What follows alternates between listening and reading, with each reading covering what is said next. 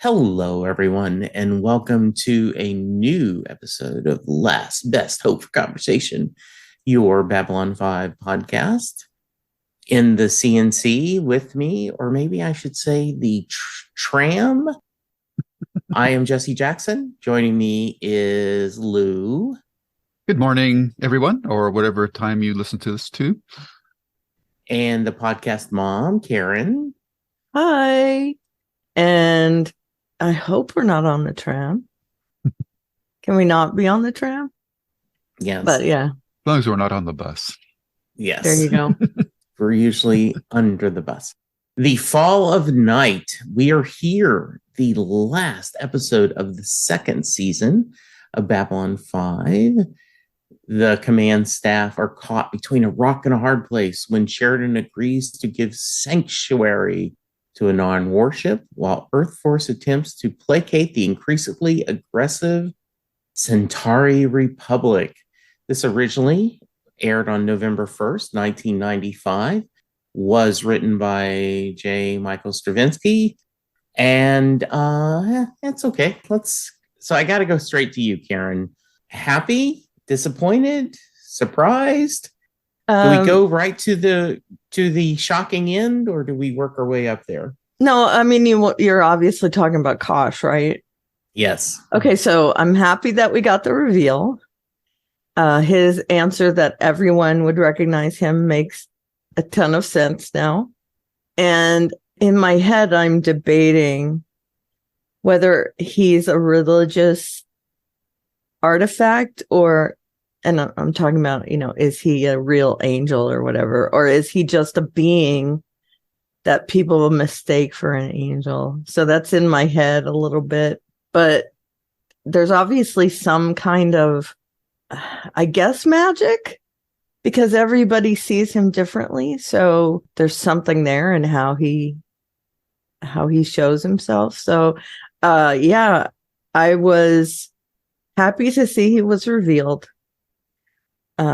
Because now it answers a lot of questions for me. And also I feel like it makes sense. So there's that. And then of course there's repercussions. So I'm guessing we'll learn more about that as we go along.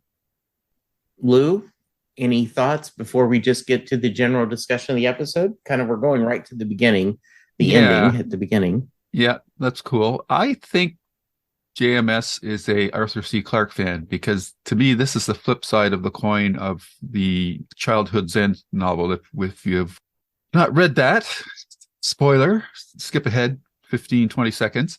But in that book, the aliens were the devil. So, and their image reverberated through time back and forth, which is why we had all these religious, depictions of what the devil would look like. And I think that this is the flip side of that, and I'm very curious to see how that role is going to play going forward for the Vorlons. And I'm super glad that they revealed it now, because I think if they had kept it too close to the chest too late into the series, I think people would have been disappointed with the reveal. And I was not clear exactly what John was seeing, because Kosh almost looked like it was his face on the angel's body, but I didn't really, I don't know whose face was that? Was that just a generic angel face, or was that supposed to be somebody specific? And what was also interesting is that Laundo either saw nothing, or he saw something that he doesn't want to deal with. I believe that, once again, now I'm trying to... Oh, spoil it. Yeah, exactly. Well, but I'm okay with that this time. Go ahead. So the listeners, it's on me. According to JMS, he says he sees what he sees. Right. So there, that this is not, when he says he saw nothing, he saw nothing. So that's interesting. Oh, okay. I thought you were going to tell me what John saw. No. No, from that, it's a generic angel face to him. It's just, in fact, someone, said, oh, it's the angel Gabriel. And Stravinsky goes, no, it's not a specific angel. Yeah. So I had forgotten that it was this early in the series that we did get the reveal. So I was very happy that Karen gets to find out what the Vorlon is, though in all great storytelling, my answer leads to much more questions, which is the sign of a really good story. Yes, absolutely. I forgot to mention that. All right. So let's kind of we'll go through this, not necessarily in chronological order, but some of the beats. Sheridan has them doing a lot of drills. He is convinced that Earth sooner or later is going to have to join this war against the Centauri. So without mixing up politics too much, in my mind, the Earth is the United States, and the Narns are Europe, and the Centauri are the Third Reich. And he is saying, we're going to get pulled into this war one or another. So therefore, they're drilling. And he seems to be pushing a little bit hard on Kiefer and everyone. So, and then Kiefer finds out that somebody else saw a shadow vessel. He doesn't know that's what it is, but that's what it is. And we'll just go right through. He ends up taking film of the video, ends up dying. Bye, Warren. We never got to know you. And ends up leaking that could have very bad repercussions based on Delenn and Sheridan's discussion. So, Karen, start us off with that kind of whole Kiefer looking for the shadow battle drilling storyline. Okay. I was shocked to see, as much as we've kind of made fun of Kiefer over this season, being in the credits and not being in the show very much. I was a little shocked to see him die at the end of the episode. I thought once I watched the whole episode, I thought, well, that's foreshadowing. When they were out on patrol and doing those drills and stuff, he died on the drill. And I thought, well, they're hanging a lamp on that. And I didn't catch it the first time. So I don't know if it's something you're supposed to kind of notice or whatever, but hindsight, it was foreshadowing, which doesn't make sense, but you know what I mean. Yeah, I'm guessing that Sheridan right now is thinking that at least Babylon 5 will be pulled into the conflict. And he knows also that he is to play a role in all this because of all this stuff that Delenn and Kosh have been talking to him about. So I don't know whether he thinks he's going to join with Earth or not. Right now, he doesn't trust Earth, the Earth government. So I do think that he's sure he will be pulled in, and he wants his guys to be up on it because he knows he can't do it by himself. But whether Earth will be pulled in on his side or not, that's a different story. And as we see throughout this episode, he's realizing that he doesn't really have any kind of thing in common with the Earth government. He wants to be separate from them by the time this episode is over. So that's going to be interesting to see because that's two different stories. That's him and wanting to expose the Earth government to being corrupt and finding out what's going on there.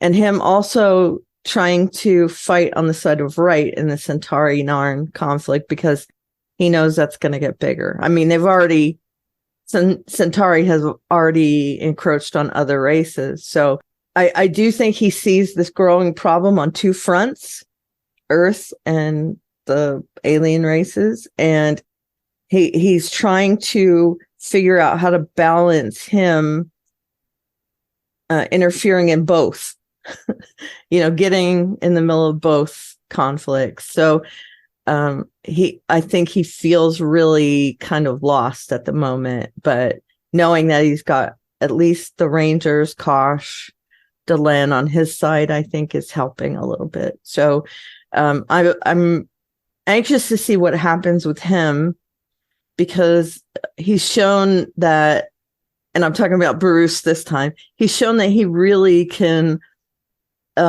convey all that at the same time. And, we really get those nuances in his performance. So I'm excited to see how he plays that moving forward. Ooh. I wonder if we have to come up with a new TV trope. Kefford. He got Kefford. I was surprised because Jesse, unless you were doing a misdirection, wasn't that character ordered to be on the show by the network or the creators or the sponsors of the series? Or I do not. I know people have posted that on our YouTube channel. Okay. I do not remember, and I didn't do a deep research to show that. Okay. But yes, that was the feeling, right? And so this is just pure speculation, and people when you post, you can tell me I'm full of crap. I get it, but if this is true, that JMS forced him, I think back of when Roddenberry was told he had to have a younger person.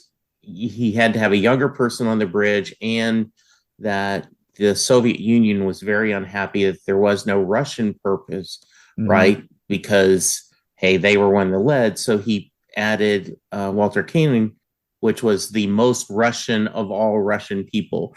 So I wonder if JMS is like, okay, fine. You want me to have a young person? I'm going to have him. I'm going to give him exactly the minimum amount of episodes, and then I'm going to kill him off. Okay, so there. Are you happy? So you think it was him rebelling against that choice? It's a theory. I'm just saying this is in my mind canon. I'm not putting that against JMS at all. I'm saying, man, I could see I might be that kind of, short-sighted. Yeah. So does that mean there's going to be a Kefford replacement? Spoilers. Again? So, okay. There is cast. Yeah, they do add a new cast member. Well, they've lost a telepath too, right? So yeah. Okay. So moving on from that, then to this storyline that we're talking about, and your parallels that you drew of Jesse are very interesting. I'm expecting, if JMS is really, digging into the historical precedents with this storyline going forward, I'm expecting a Pearl Harbor event for Earth somewhere down the road, which is going to bring them into the war with the Centauri, whether they want it or not. So that will be interesting to see if that plays out or not. And yeah, it's it's a big setup for the next season, and I'm curious now with the Kosh reveal that all these rumors are going to start flying out that they've got religion on their side, or whatever beings that people races are have as religious that have religious significance for them. Does that make them feel like they're on the right, which could be a very dangerous thing? So it'll be interesting to see how that dynamic plays going forward. So yeah, it's and then the other stuff going on with the Nightwatch, which seems more and more like the SS, is getting stronger as well. So I'm really curious to see where we are going in season 3. So Karen? Yeah. Oh, sorry. Well, I want to talk about the Nightwatch real quick. Okay. So we had the 2 ambassadors, I guess. And first of all, the older gentleman played Pemcheko in The Cutting Edge, and it was awesome to see him in another role with the same voice and everything. I mean, he doesn't have the Russian accent here, but I was like, oh, that's Pemcheko, because I've watched The Cutting Edge like a gazillion times. But they come on board, and we, as viewers, know they're not going to be good guys. But Sheridan has high hopes that they're there because of his report, and that they're going to help in this conflict. And they probably are there because of his report, but not the way he thinks they are. And that scene where the younger Nightwatch person goes and talks to all the people that have been wearing the armband, I thought that was a really great scene for Zach. It really shows that he's really only wearing that for the money. He is very uncomfortable, as he says right out, uncomfortable with that. And that to me shows that there's going to be more there, that now Zach is thinking like a million times more about why he's wearing it. And there's probably, and again, just speculation, he and Garibaldi are going to have talks about this, I'm assuming, and there's going to be a big backlash against them. And I think that's going to be part of that whole, trying to move against the Earth Force thing. Yeah, I thought that was really well done. And I want to hear your thoughts too, Lou, is, Zach just wants the extra $50 a week, right? And he talked about that, I'm doing anything I want. And, I remember one of the last episodes in NYPD Blue. So if you had weird TV reference on the bingo card, check it off. But Sipowicz, the great Dennis Franz, was talking to a couple of detectives, and he was explaining, hey, if a guy is double parked outside of a shop and he's just trying to make his job, just trying to make a living, give the guy a break, move on. And we talk about, I feel like Garibaldi teaches his team to have some leeway in the regulations, right? Like let's look at intent and also give some compassion as we're trying to keep this powder keg of all these different races and social caste and all this other stuff going together. And so he's saying, hey, he's just mouthing off, right? He's just letting off steam.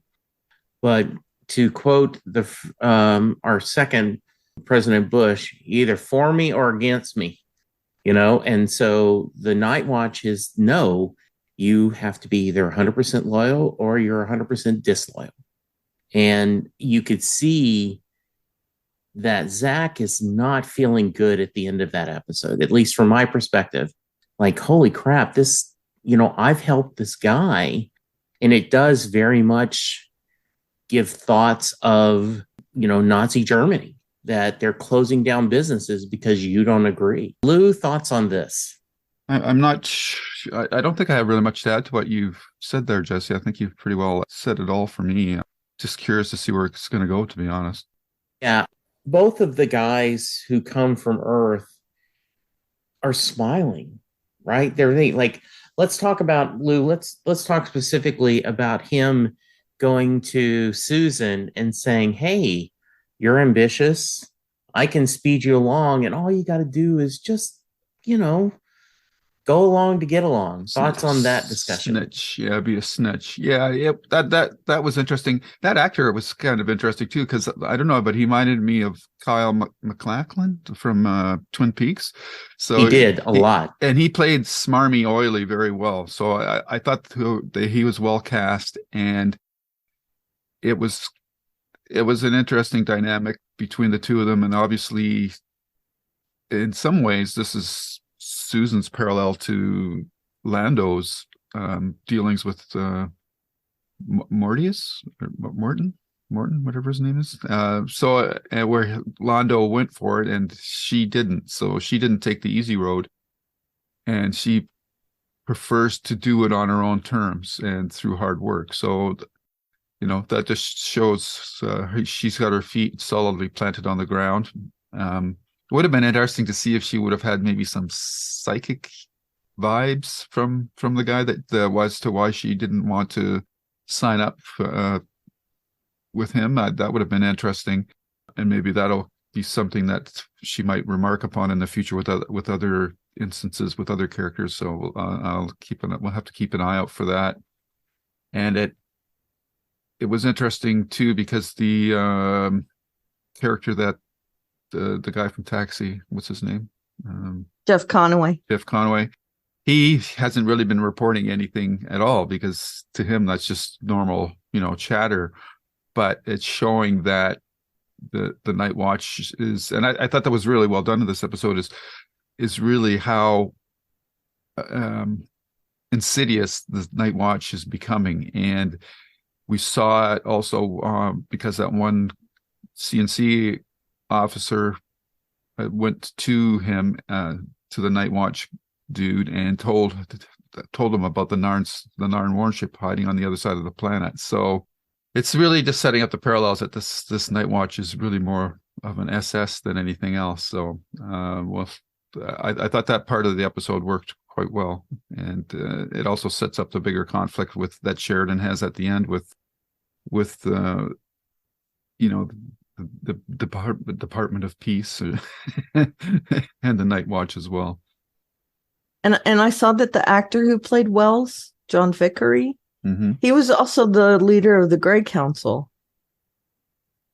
So I thought that was really interesting. Oh, okay. I was thinking Lord of the Rings. What? No, that was Elrond. No. He plays Narn. Yeah. Okay. Interesting.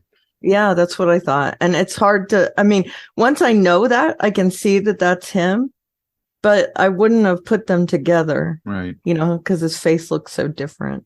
Yeah. But I really agree with that. And I love how Susan flat calls him out and like, look, I'm going to do this on my own.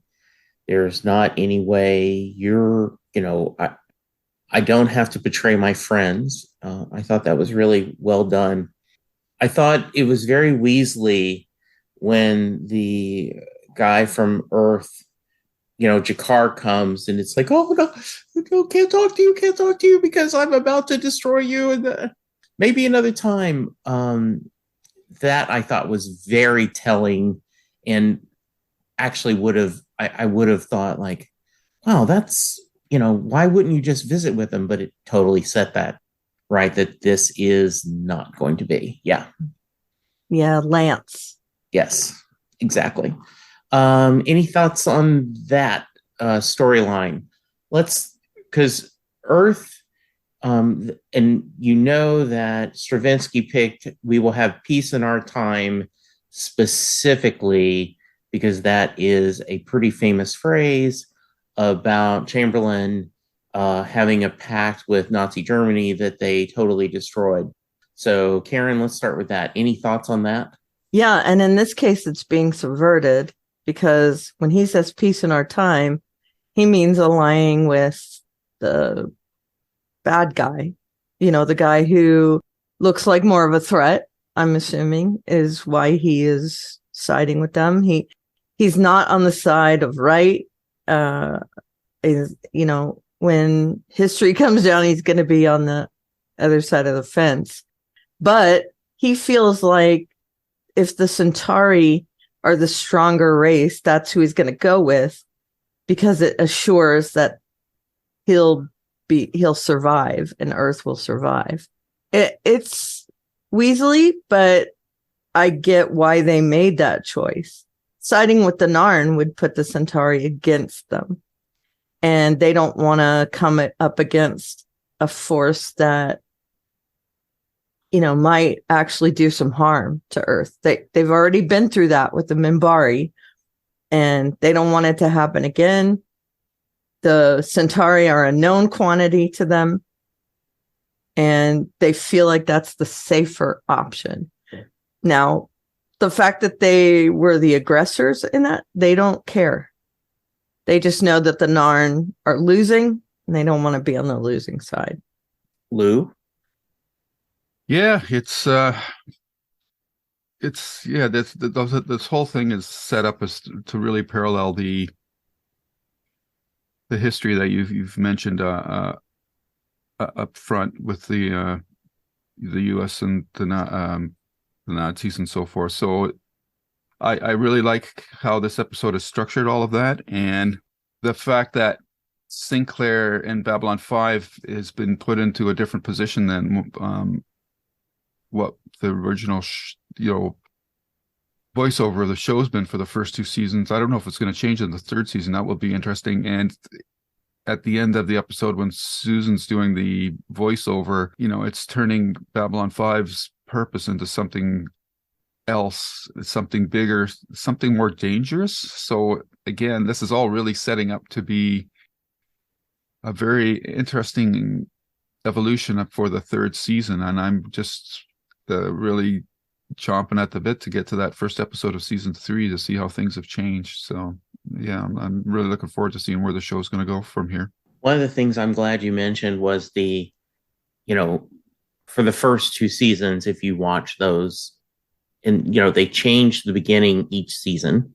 Mm-hmm. They change who says it each season, and they changed. You could have, I guess, make the argument like, well, they had to change because it was Sinclair who did the first narration, so he's no longer there. But no, they change it each time, and they did the last best hope for peace, and for her to specifically say that, I thought was very insightful. They have talked about that candles are a symbol they use a lot, either snuffing out the candles when they're talking about death.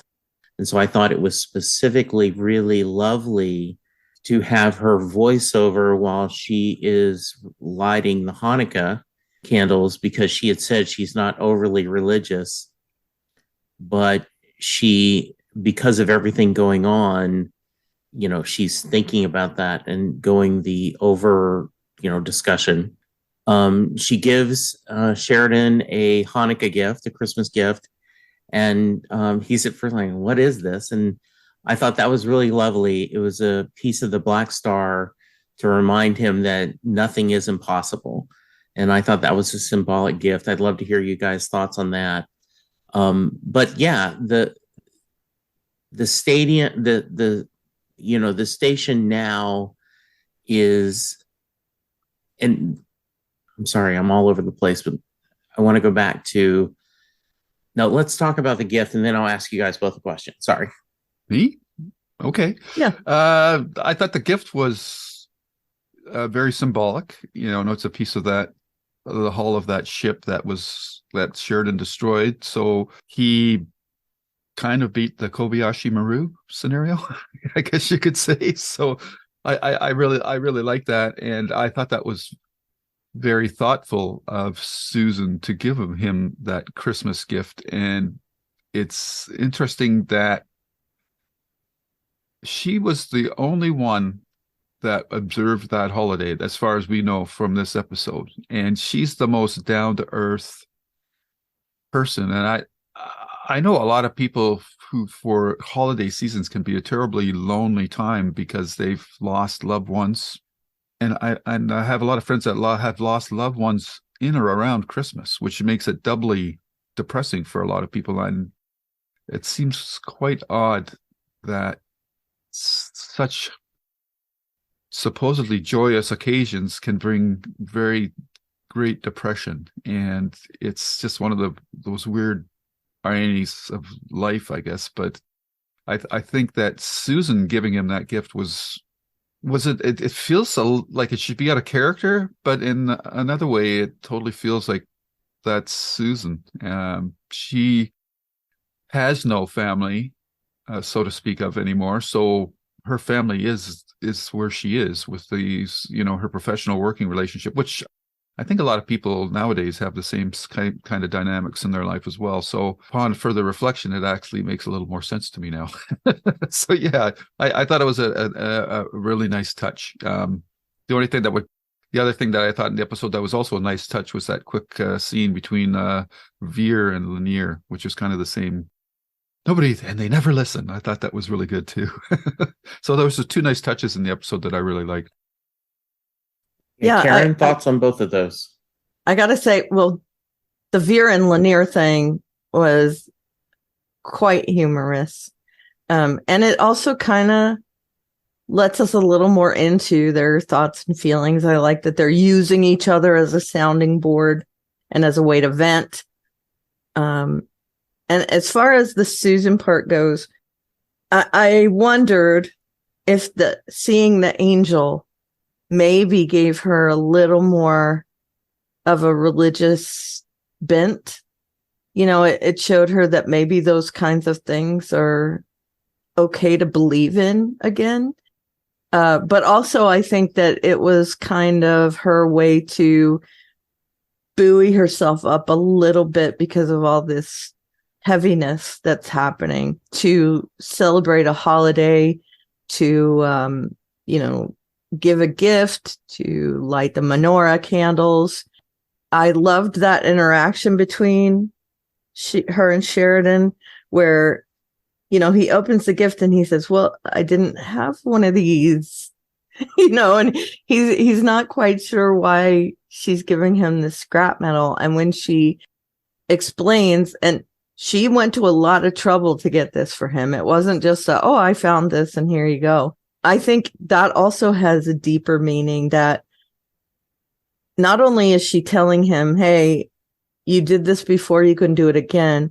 I think she's also grounding him and letting him know that, not only are things not impossible, but maybe we can take solace in the fact that we can do this again. And I mean, I thought that had a lot of different meanings. Again, I think there's a lot of subtext in this episode, which I really love. And you can sit and analyze it and see something different every time.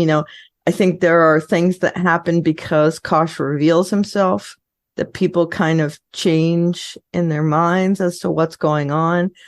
And I'm talking even down to those aliens at the bar. Londo is definitely changed a little bit. I don't know to what extent. I think maybe Jakar, who saw his deity, maybe he feels like there's a light at the end of the tunnel. I think that all had a lot of meaning.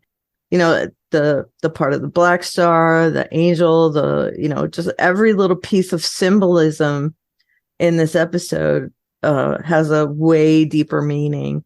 And I'm hoping we're going to see more. I'm assuming we are going to see more on those lines moving down the road. I really do think that this reminded Sheridan that he's kind of a badass. He can think outside the box. We know that, he kind of tricked the Minbari ship in order to destroy the Black Star. So in doing that, he's, thinking differently. And that's something I think is going to come in when it comes to this war. I agree with all that. And I thought I could see that, Susan is shook up. I love John's point about, you both brought it up, him looking at the uniform and talking about this used to mean so much to me. He is very unhappy with Earth because of everything else going on. We didn't even address any of the conspiracies except the Nightwatch and all that going on. They are headed to a dark place. Last week, both of you brought up, and Lou especially, it's like, did we know that? Why are they thinking the Centauri are going to advance? And I think that was you, Lou, right? And I knew what was coming, so I didn't say anything. But I loved how we show the Drotsis and the Pakma, I think, talking about, hey, the Centauris have taken things. And then when Susan's talk over her, they show Londo in his full dark clothes. Veer mentioned he even looks differently, right? They've changed his clothes going on, and they've annexed even more worlds, which very much, the Axis powers of World War II, right? They're scaring. And Earth is just putting their head in the fan. So did you recognize that, Lou, that you had thought about that and went, okay, there's the payoff? I think, just to be clear, I think like last episode, Karen had already assumed that they were going to do that, and No, I was just waiting for confirmation that it was going to happen. At the end of the long twilight struggle, which was 2 episodes ago, Malari is told that they're absorbing several other worlds. Right. And it was just a tiny little beat. Yeah. But that was the thing that clued me in that they were going to continue marching on. Yeah. That's right. But we didn't know what worlds. I just assumed they were Narn worlds. But yeah, you definitely called that, and we got confirmation this episode. So that is interesting because I just don't know how much resources the Centauri have, and when you've just conquered or just won a major war with your primary opponent, how much taste for continued battling and resources do they have available to do that? But it does elevate the stakes going forward, and I do think that there's inevitably going to be some sort of a showdown between Earth and Centauri, even though they've signed an agreement. If the Centauri continue to expand their domain, then at some point, they're going to break the treaty, and it'll be interesting to see how that comes about. It's going to be interesting to see what happens with Lando going forward, because in this episode, if I didn't like him before, if my sympathy for him before was low, this I think is pretty well rock bottom. He really came across as, well, not quite mustache twirling, but pretty unsympathetic. And when they had the scene with Sheridan and Garibaldi said, I look in his eyes and I see fear, and I feel I feel half sorry for him and I half hate him. I thought to myself, Garibaldi, you're a better person than I am, because I think I'm like at 99% can't stand him anymore and 1% feel sorry for him. So it's interesting how that's playing out with the Centauri. And it's a very smart strategy by the Shadow race to involve these, known players in a conflict with each other, draining all their resources so that they can come in later on and just sweep everything up with little or no resistance, because there's been so much infighting. And that will be interesting to see how that plays out as well. And I'm waiting for the light bulb moment for the Centauri and Lando, and especially that contact Centurion that he has, who's Risa. The look on their faces when they realize that they've been played in a long game. I'm really looking forward to that. And does that make me petty? Maybe. Nope. I don't know, but no, it's an interesting, make a deal with the devil. Yeah, it's an interesting dynamic that I hope we get a payoff for, but we'll have to see. It's the whole like scorpion and turtle crossing the river or whatever. It really is. They get to the other side and, hey, I'm a scorpion. What did you expect? I feel like that's where the shadows are right now. And that's part of why I think people are thinking the Centauri are so powerful right now, because they know that there's something behind them. Like Earth might not know what it is, but they definitely know that they're powerful, very big and very powerful. And Rifa is thinking that this is why they're continuing on to other worlds. Rifa has got it in his head that they're unbeatable with the shadow people behind them, right? Although I don't think he knows, right? I mean, he said to Lando, I don't know who your associates are, but, as long as they can help us, I'm fine. But he knows that there's something big helping them. And Lando now is seeing that they're moving. We saw that Lando didn't like in the long twilight struggle. He didn't like that Rifa was going to go on to other worlds, other territories. He was, second guessing. And again, doesn't make me more sympathetic to him. He should have known. And he knew this was a bad thing. part of why I think they're going to move on Earth is because they lump Earth in with those uncivilized worlds. They're going to make a treaty with them for now. But, what separates them from the Narn? I mean, the Centauri are light years ahead of them, in technology and everything. So why wouldn't they look on Earth as one of those worlds that they should conquer and take over and be benevolent and teach them how to be civilized? So, there's a lot of, even though they didn't really go into that in this episode, there's a lot of that kind of backstory buffing them up. Why would they sign the treaty with Earth? And I think that was more to make sure that Earth doesn't side with the Narns. And I think that it's really telling that Londo did not see anything when the angel came. We know they have a religion. So the fact that he didn't see anything is really telling. Or did he? Well, I think that's an open question myself, but we'll see. Yeah, we'll see. Maybe he saw the devil. I don't know. Maybe. I mean, it's telling. It is very least. telling, right? Yeah. That everyone else had what they saw. And I love at the end, right, where he says, it was A, no, it was B, it was C. And they go, well, it doesn't matter. This station has been blessed. Right. Right. This was a miracle.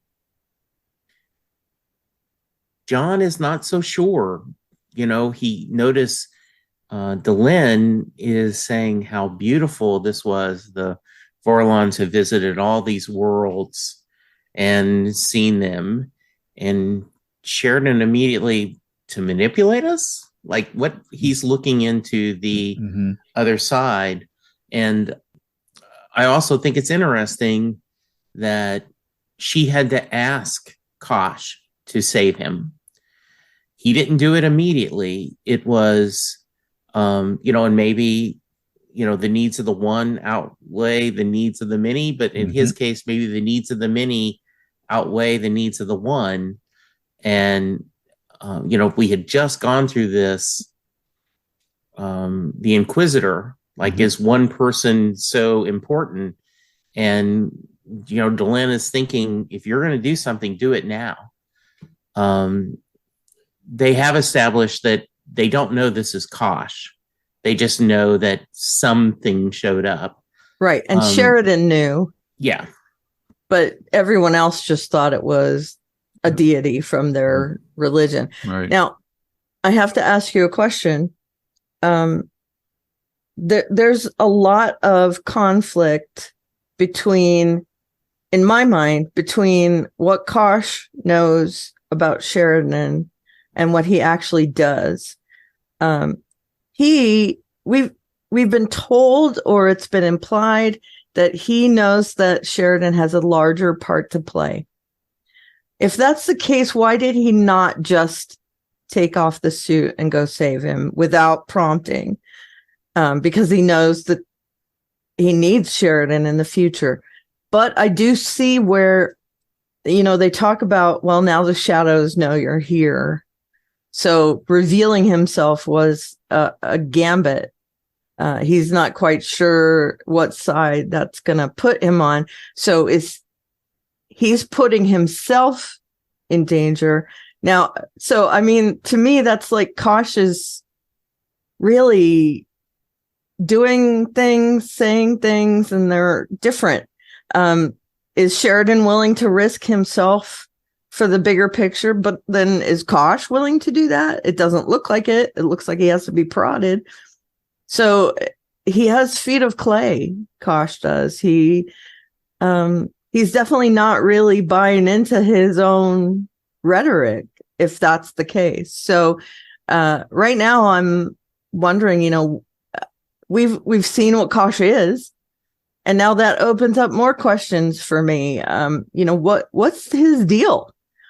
Is he really an alien race that is just kind of use this angelic religious symbol to try and see where civilizations fall in the development of the universe?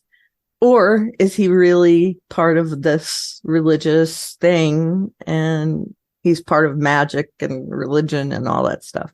So, I mean, it really does open up a lot of stuff for me. Mm-hmm.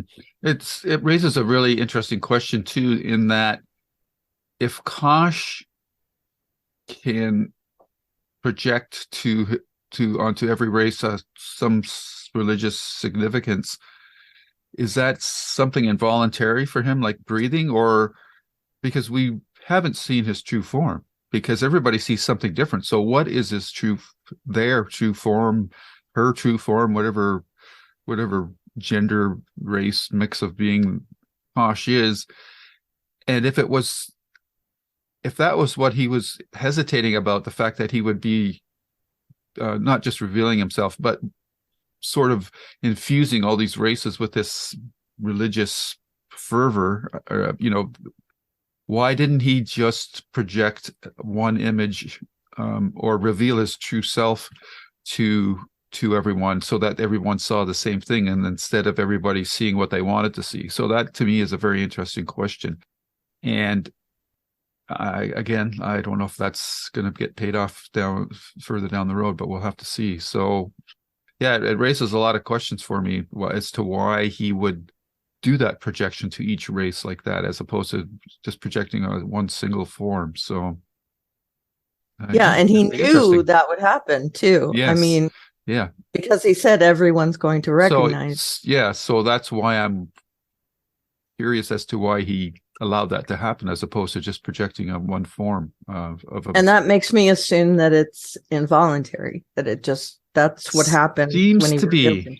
It seems to be. Yep. Again, that's inference. That's whatever it is. He's I would call it a very empathic being, in that, however he constitutes himself is a reflection of the emotions of who's ever observing him. So that I find that very interesting. Some sort of an emotional chameleon, I guess you could say. Right. And does that also kind of make the people who saw him as that angel creature, they're going to be, they think at least that the station has been blessed. So is that going to make them like go back to their constituents and say, hey, we need to be behind them? I would like to see them actually kind of get on board with Sheridan and to say, hey, you've been blessed. I don't care what's going on. So we know now that this angel is with us, that we have the right, that we're on the side of good, and whatever you do, we're going to follow. So I'm hoping that happens. And we know Londo's not going to be on board with that.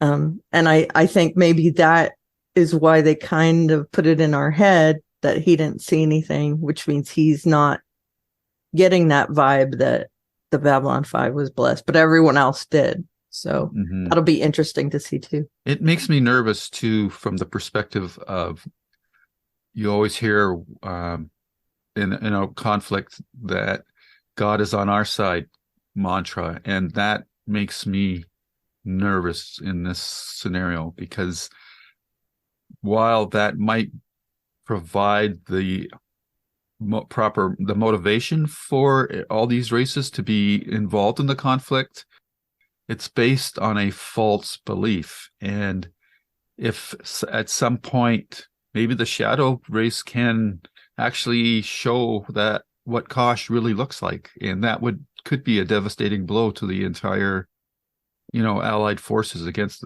them. So we'll have to, again, another possibility that we might see play out. It'll be interesting to see where that goes. One of the things, by the way, love that discussion. Great thoughts on both sides. One thing I did want to address is one thing that the Centauri have going for themselves is, because of the shadows, they have not lost as many soldiers and ships as they would have, because the shadows have done some of the heavy lifting for them. Right. So therefore, there is a little bit more power. They do have, by the way, shout out to Textless Alashak in their email a few episodes going like, hey, on Gropos, they mentioned that they could take on a warship now. Oh, I wonder if that will happen down the road. And this episode, they did take on a warship.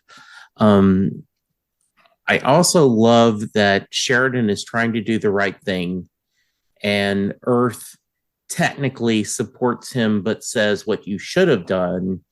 You made the wrong initial decision. You should have done this. And I love that John is like, nope, we hadn't signed the agreement yet. The regulations are, this is an open port. We absolutely should have helped them. So there is going to be bad blood too, because the Centauri, he did destroy a warship with all the, the personnel on that ship. It is setting up for a really interesting third season, where what's going on and where we go. Especially given the tension between Babylon 5 personnel and the Ministry of Peace and the Nightwatch, I would think that Earth would quickly want to replace personnel if Babylon 5 does not step in line with what Earth wants done. So, like, is the station going to go totally rebellion? I don't know, like totally rebel? That will be interesting to see as well. So, yeah, there's a lot of possibilities going forward that will be interesting to see play out for sure. Do you think? No, I'll hold off on that. Yes, I do. Yeah. Yes, I do. Yeah. I did want to say that I thought it was in a very action-packed episode.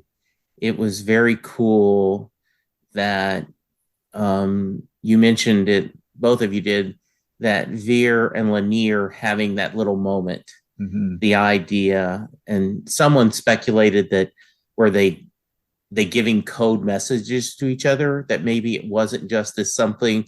And I just truly think it's two people. They're commiserating with each other.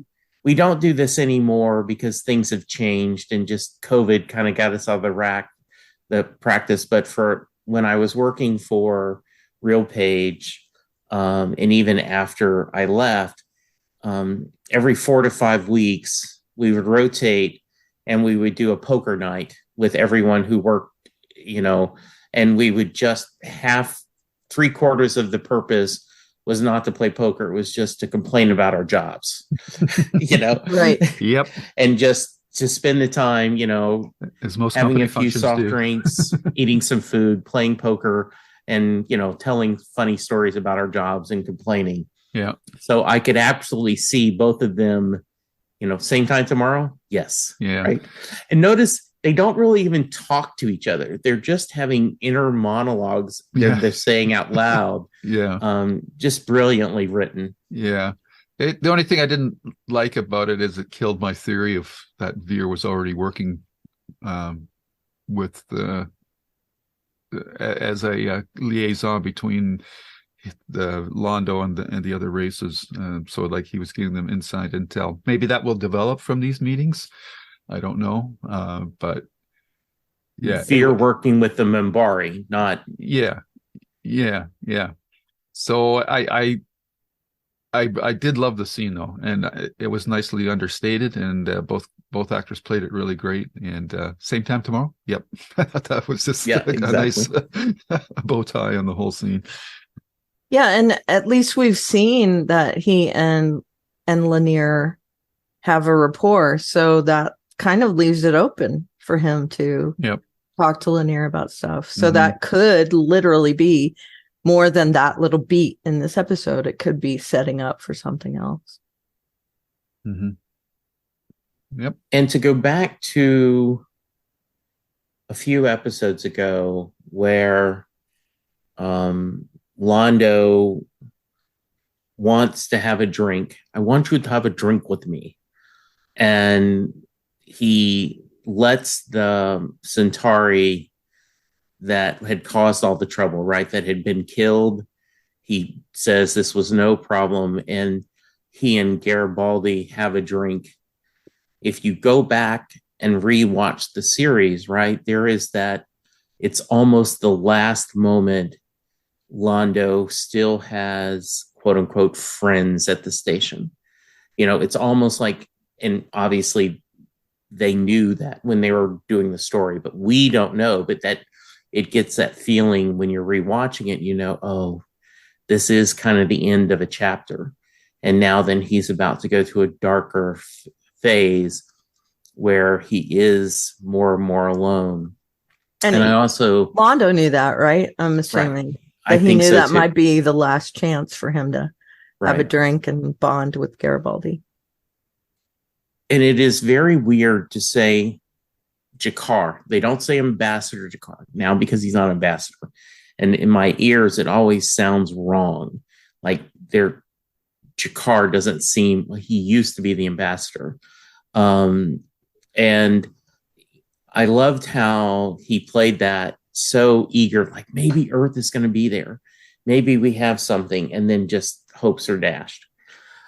All right. Anything that we look at my notes. The Narn ship. Yeah, the Narn. Talk about the Narn ship. Yeah, please. Yeah, I'm glad that they were saved. I think that really was a turning point for Sheridan, that when he saw that Earth only got on board with his actions when he cited that he went with the law. Earth wants to look like they're obeying the law. And I think he knew that. And that's why he cited that paragraph, said, you know, this is what I'm supposed to do when someone comes to us and asks for sanctuary, as long as they're not against Earth right now, they're not doing something towards Earth, I'm supposed to give them sanctuary.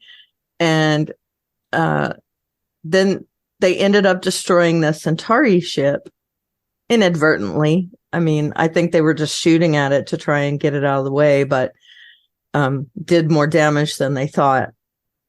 But you know, the Centauri were gonna go gung ho. I think they really were gonna. You know, they thought they were better than the people on Babylon 5. And so if Babylon 5 was going to protect the Narn, they were going to go all in. They were going to destroy it. And I think Sheridan saw that. I think Earth Force maybe kind of knew that, but they don't care because, you know, they want to be on the side of Centauri. And I think there's a lot of subtext with that story, that we see that Sheridan's going to be that same kind of commander, that he's going to use the codes, any kind of regulation. He's going to use that to his advantage. The fact that he knows it better than Earth Force. Those guys in the Ministry of Peace, they don't care about that stuff. They don't read those rule books. So I think that he's going to use all that, you know, like Sinclair did, using stuff to, you know, kind of twist things into the way he needs it to be. And again, I was really glad that since Sheridan said that he would protect them, that he actually came through. I think that was really important for him to do that he got them out of the way. And I think that's going to also cement his feelings for the Narn and the Narn's feelings for him. So if anyone was not sure about his loyalty, now they're sure. And I know there's not a lot of them, but there's enough of them to get on board. And we saw that as well when Jakar wanted to attend that meeting, because he has supporters. And I think he does have supporters, but now he's seen that there's an angel, right? He saw that, but he also saw that Sheridan is willing to go the extra mile for the Narn.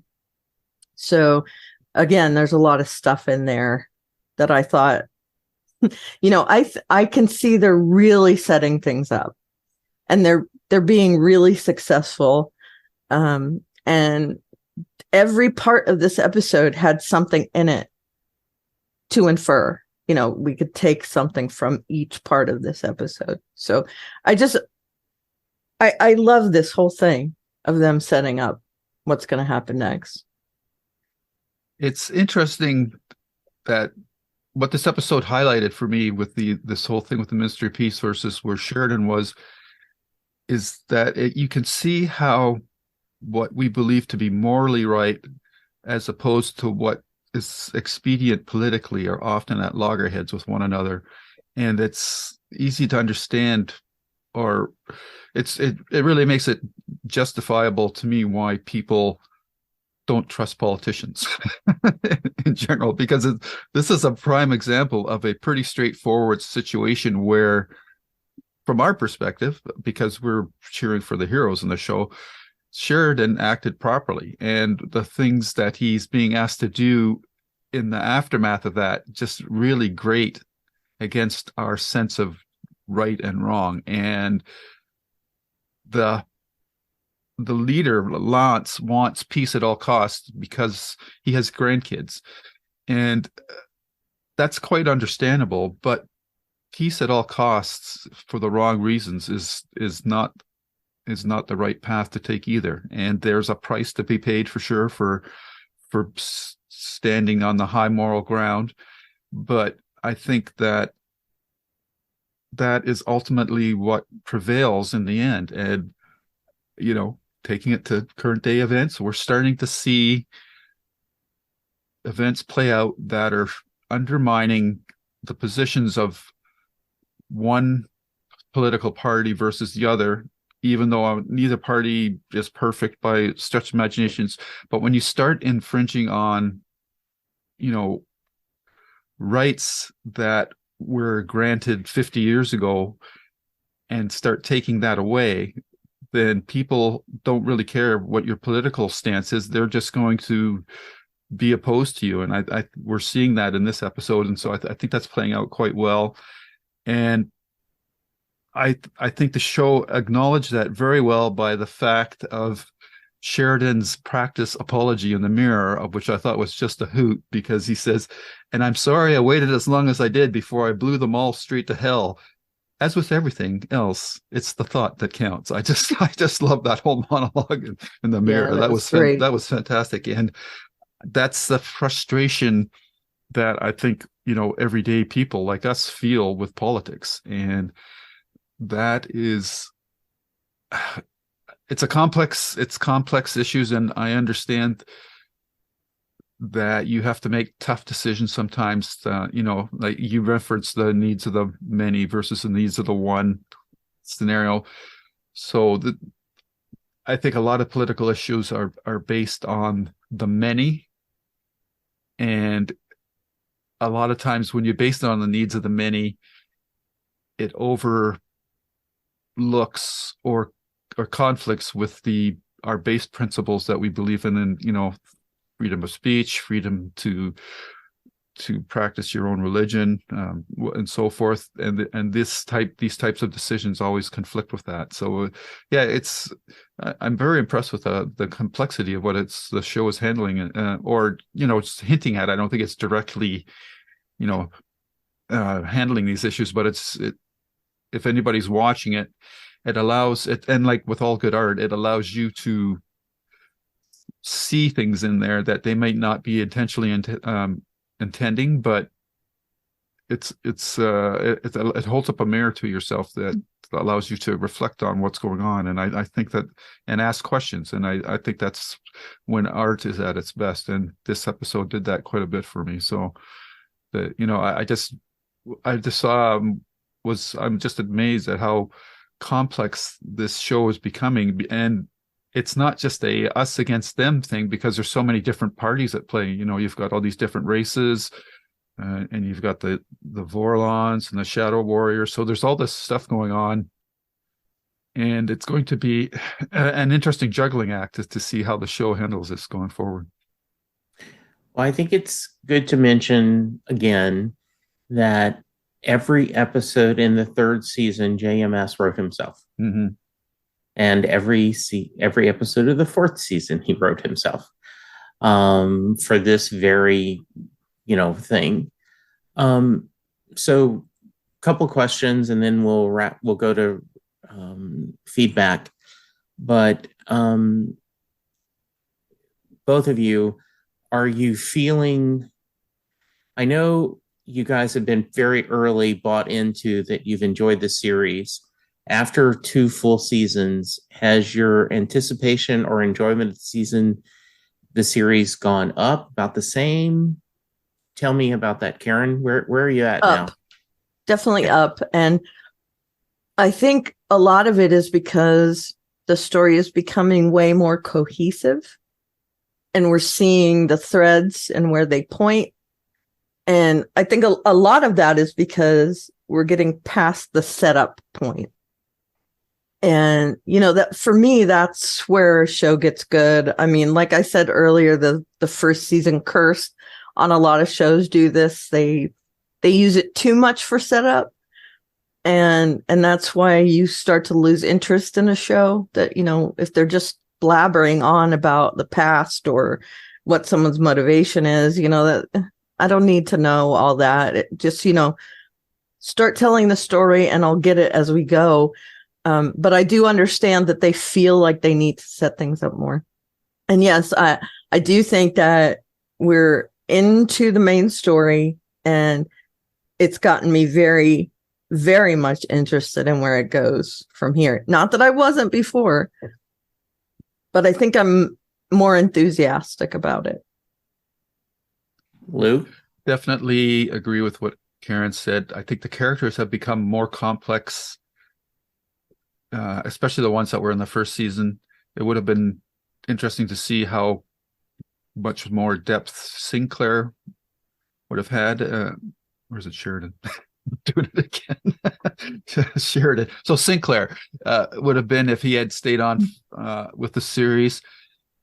I think it's interesting too that the pacing of the show, like my initial reaction would be that because there's talk of a Babylon 5 reboot and doing it again, I think the pacing of the show would be much faster, and I almost feel like the first 2 seasons would be done in the first season of a reboot, because the pacing of this first 2 seasons is by today's standards is slow. So, but you just have to go with that.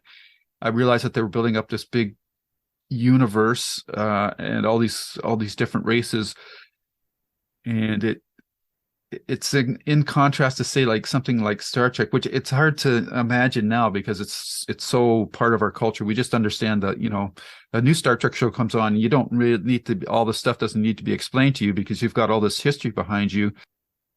But the original series just sort of doled it out like piecemeal. They didn't spend a lot of time on setup. I mean, the really major change was between the first pilot and the second one. So like with the cage or the menagerie, and where no man has gone before, those two episodes are quite a bit different in their conception of the series. And then when you jump to the regular season, it just made that final step into the the look and the feel of the ship and everything, and the relationships, and they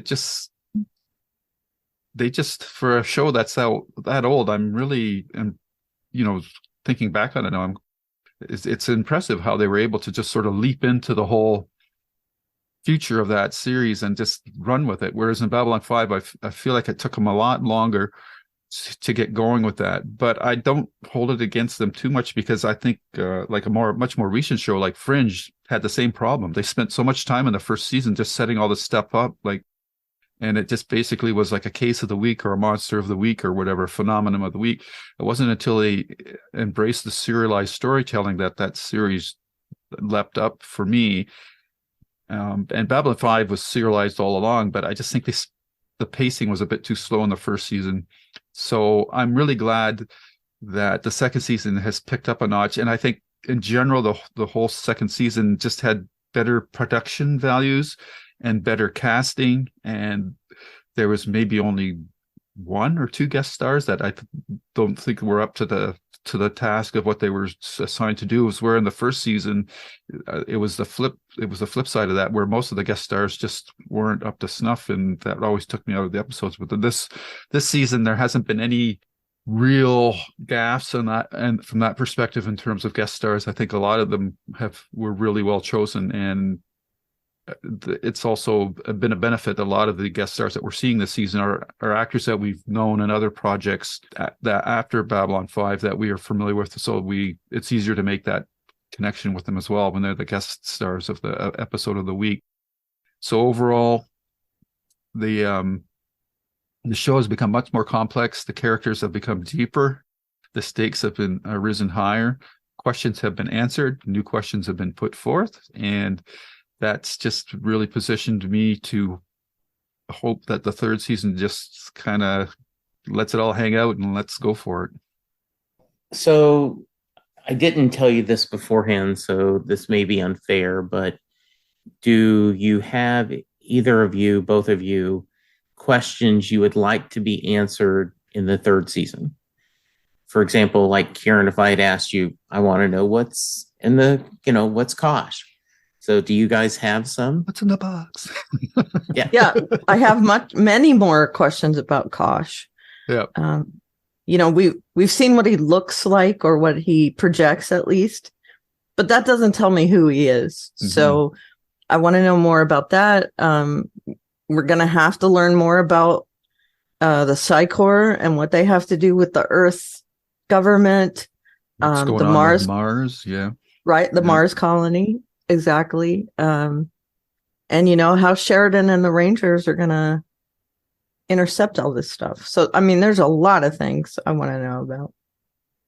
Yeah, I'm right with you there, Karen. I think there's so many new questions that have been raised, and with going forward with the conflict, what's, like just from this episode, what's Babylon 5's position going to be in its relationships with Earth and Mars? And I don't know what other human colonies are out there.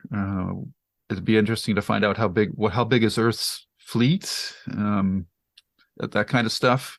The Psychor questions are hanging. We've got the Rangers, like what are they going to be doing?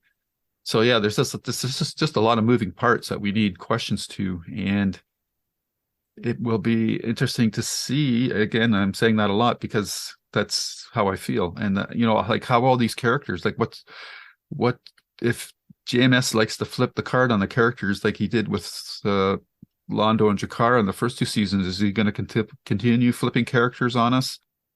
And there's all the characters have dangling threads. Garibaldi, we kind of waiting for the other shoe to drop on whether or not his ex is still alive or not. Sinclair's wife, is she still alive? Maybe they're prisoners of the Shadow Warriors. I don't know. And now we've got the returning telepath. Sheridan's wife. Yeah, Sheridan's wife. And we've got the returning telepath from the first season. How involved is she going to be? So yeah, there's just a lot of moving parts that it'll be very interesting to see how that it all plays out. So I'm writing all these down, saving it on my desktop, and in 22, 23 weeks, oh my goodness, we'll pull them up and we'll go, how many did get answered? How about that? We're going to have to do two at a time every once in a while, I think. I was going to ask, after we quit recording, did we want to try to do that to speed up a little quicker? And so we'll discuss that post a recording. I have a really big question. Sure. And again, it's me inferring things. The stuff that sent Kempfer out to look for whatever this ghost was, it was neutrinos that they found. Now, that's a real thing. I mean, they use it in science fiction a lot, but it's a real thing. Mm-hmm. It has almost no mass. And we think, because we can't really find a lot out about it yet, we think it goes faster than the speed of light, or it might. Neutrino speed, as they call it. So the fact that he finds these neutrinos, and now, we're getting that information. Are they time travelers? Do they see the future? Do they see the past? What's going on with them? I want to learn a lot more about the shadows. Are they people that we know about already in the universe, or are, a future version of them? Or are they just the shadow people? I mean, we've seen that they're like weird looking and all that from them interacting with Morden. But the neutrino thing really jumped out at me because, that's used a lot in time travel stories. So I'm very curious about that as well. Yeah, and you've just jogged my memory too, where it also raises questions about how is the Sinclair time travel storyline going to fit into all of this, and is the Shadow Warriors like the neutrino signals, which is is like an energy signature, is that going to be something now that will become a standard tracking device used by Earth forces to track them as well? So there's that whole thing as well. So yeah, there's just just a lot of questions, and now I'm even wondering if how bizarre would it be if the Vorlons and the Shadows are the same race. That could be really wild as well. So yeah, lots of there's always possibilities, as a certain historical fictional figure used to say too. So very nice. I wrote those down. All right, ratings. I hate you, Jesse. Right now, I hate you. Yeah. You wrote them down, but you're not going to tell us anything. I'm going to give it 9.5 neutrinos. Nice. I'll give it 9. Whatever those shards of that souvenir that Susan gave Sheridan. Black Star. Black Star. Yeah, 9 shards of Black Star. I'm going to be a little more generous. I'm going to give it 10 out of 10 Hanukkah candles. Okay. Yeah, I think this is nice. I will tell you this, Karen and Lou. Everything you mentioned may not get covered in the 3rd season, but by the 5th season, I think all those will be answered. Wow. Okay. I hate you. Wow. I hate you. That's cool. Yeah. So how, and excuse us listeners, because, we have a history. You know how when you guys nodded your head when I was saying the right things at Farscape? Yes. I'm nodding my head. You guys are asking the right questions. Okay. Yeah. So that's a good sign. I forgot to mention also, there was one thing I did not like about this episode, and that's why it's a 9.5 and not a 10. Okay. The ending.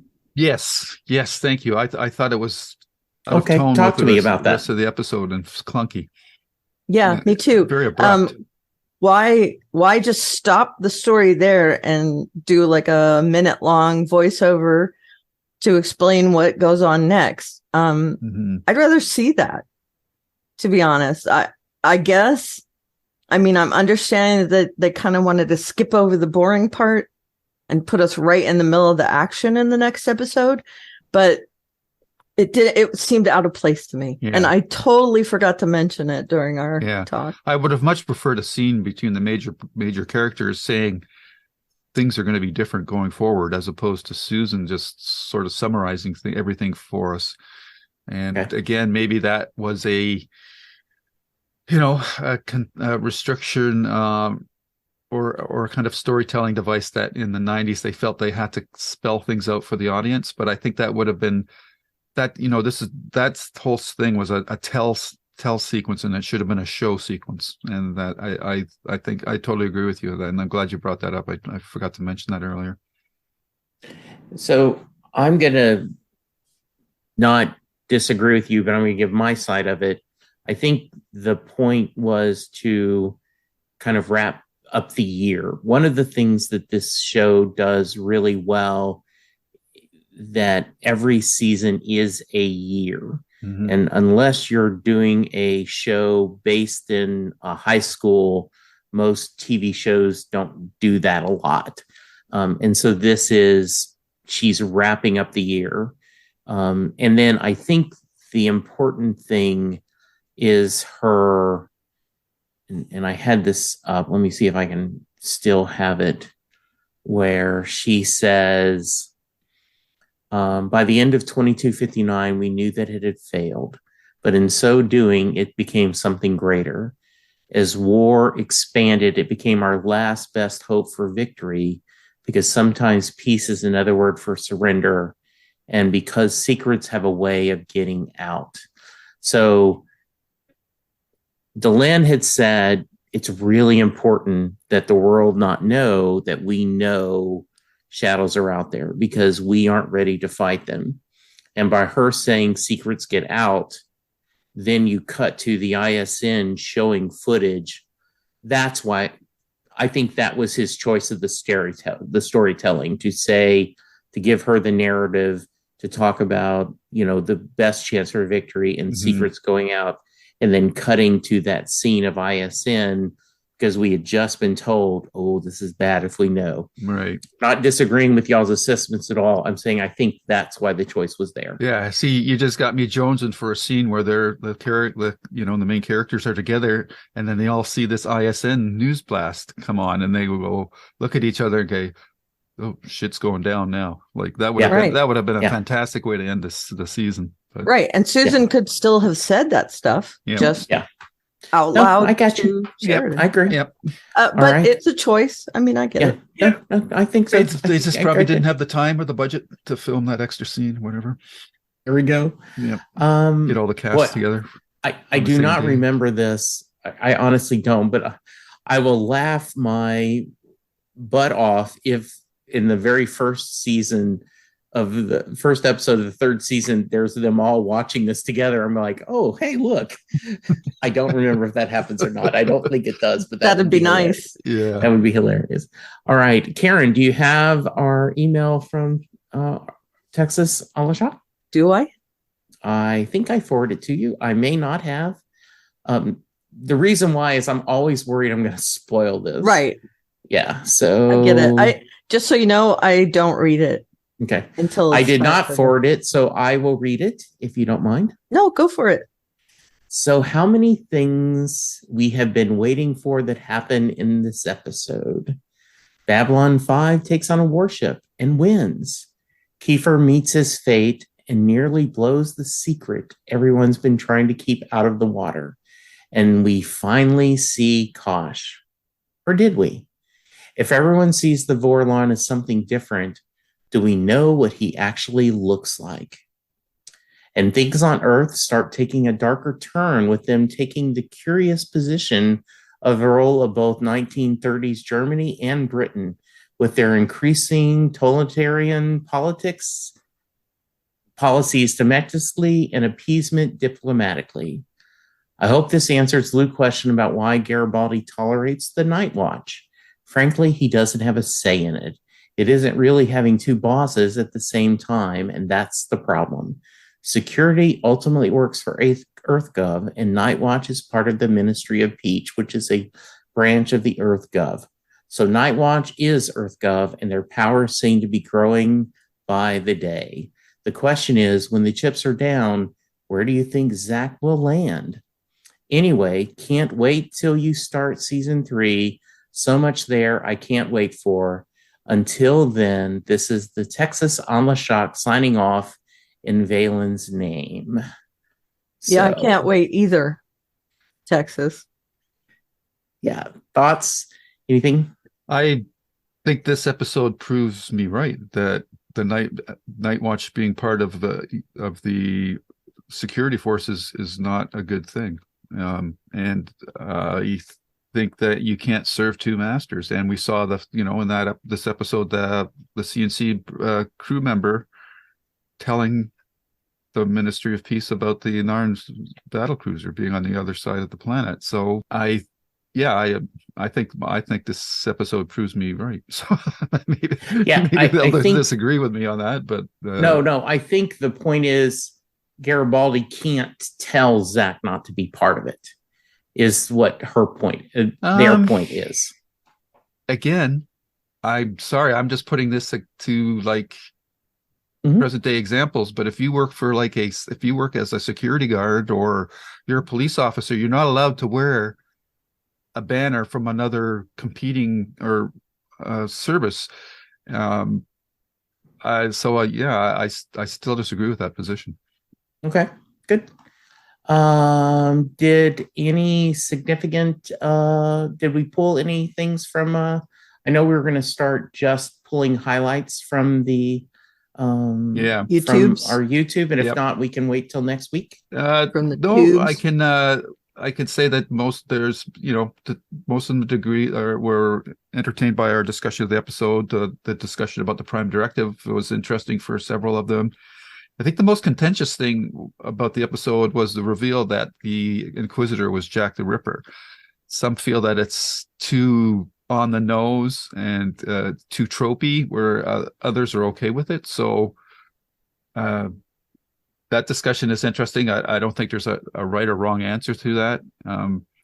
But the only thing I would say in defense of Jack the Ripper is being chosen as to be that character was he would be, or a character with those experiences would be, is the kind of choice you would want to make for this Inquisitor, because he would understand the perils of putting yourself or your views above normal morals and so forth. So I think that how many other and you need to choose somebody that everybody's familiar with. So like you can't pick some obscure monk from mountaintop in Tibet or whatever, or some other unknown historical character. That you need a common reference point kind of character, and Jack the Ripper I think works really well in this. The only other characters that I could think could even come close would be Judas Iscariot, but then that would raise a whole nother can of worms. So sometimes you just have to use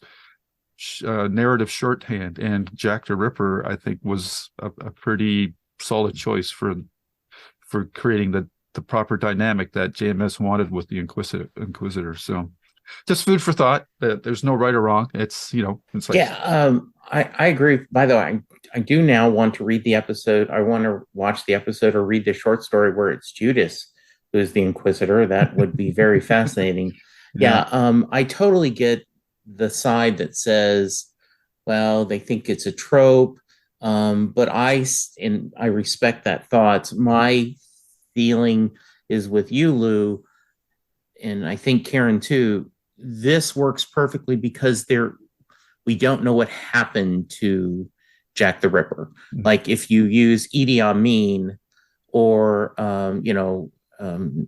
Saddam Hussein or even Adolf Hitler or Stalin, we know how they ended. We know how they did, and so there's not that mystery of building in. Mm-hmm. Right, and we also pretty much know what Jack the Ripper's motivation was, that he was trying to stamp out evil.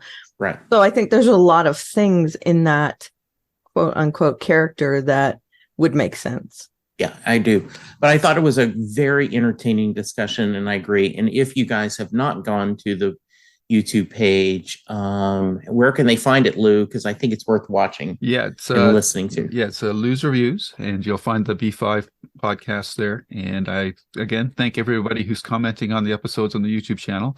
It's getting a little too big for me to summarize each episode, but we are reading them, and we do appreciate your comments. And there's a lot of good discussion there. So thanks to everyone that's posting there. Yeah, and I think all three of us are trying to, like, when the episode is published over the next 2 or 3 days, we try to go back and read them, and I comment if I can. And, sometimes it's just, hey, thank you, but we do read them, and it's almost, Lou sends me an email, hey, it's been published. I upload it through so that it's on iTunes and all the other audio places. Then I immediately go and I'm like, okay, it's only been 10 minutes, Jesse. No one's going to have a comment yet, but I'm looking and refreshing. So good. Yeah, I'm thrilled about the YouTube views, because only an hour after Lou posted these, it had almost 100 hits. So, I mean, it's really gratifying to see that people are listening. Yeah, so. And we're making the top 20 list of the TV entertainment podcasts from one Podmatch, which is a fairly new, anyway, it's a system. It is a up and growing app where you can listen to podcasts. Yes, I tweeted it. We're getting new numbers. So if you're listening via Podmatch, thank you. Continue to give us ratings and download it. It's always nice to see that people are listening, enjoying. Karen, if someone wants to reach you, how can they? I am at Eldeveria on the Twitter machine. And someone talked about, that Twitter is a cesspool. Yeah, I get that.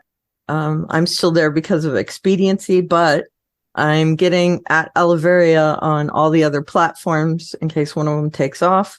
So just at Eldeveria, that's where you can find me.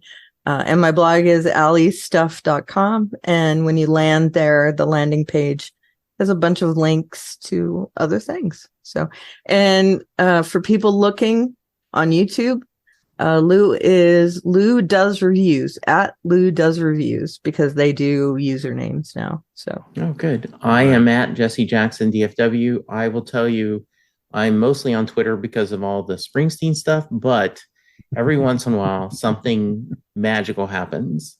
Jason Isbell, which is my new musical, obsession, tweeted happy birthday to Willie Nelson. Willie Nelson hit 90 as we're recording this. Wow. This past week. And someone said, keep that name out of your woke mouth. Right? What? Yeah, to Isbell. Oh my goodness. And so Isbell tweeted it looks, it's an official announcement. And Willie Nelson said, the announcement says, we're excited to announce my good friend Jason Isbell and the 400 unit will be performing in the first of a series of concerts in blah, blah, blah on this date. And so all Jason did is he put that image and he says, is it okay if it comes out of his mouth? Nice. I love it when that happens. I really do. Too. Yeah. Yes, I love that.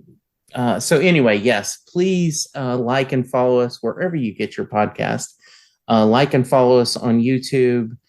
Tell us what you think. And if you're new to the Babylon 5 universe,